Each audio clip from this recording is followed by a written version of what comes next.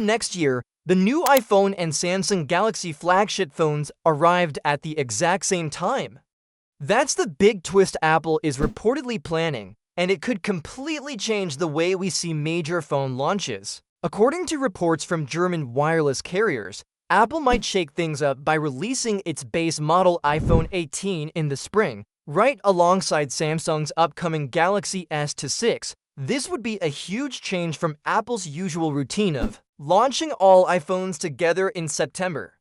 The rumored plan is that only the standard iPhone models will launch in spring, while the Pro models will stick to their usual fall release. Since Apple is said to be discontinuing the Plus models, it's possible that a new Air version or even an iPhone 18 could take their place in spring, leaving the fall spotlight for the iPhone 18 Pro series. If this happens, it would mean the iPhone 18 would launch just 6 months after the iPhone 17 series, an unusual move that could make the iPhone 17 base models less appealing for buyers. So why would Apple want to do this? One theory is that they want to steal some attention away from Samsung's Galaxy S launches.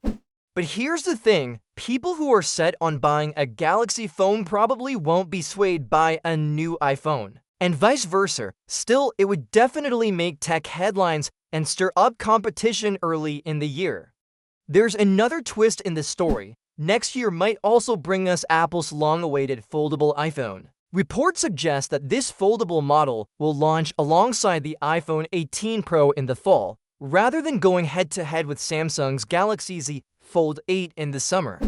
This could be a strategic move to keep all of Apple's biggest product announcements packed into their own event window. If this two-launch strategy actually happens, it would give Apple fans to major events to look forward to every year. One in spring for the standard iPhone and one in fall for the Pro and foldable models. And here's where it gets really interesting. Apple could be counting on die-hard fans to buy the base iPhone in spring and then upgrade again to the Pro in fall, effectively doubling sales from their most loyal customers. Imagine buying a new iPhone every 6 months instead of every year.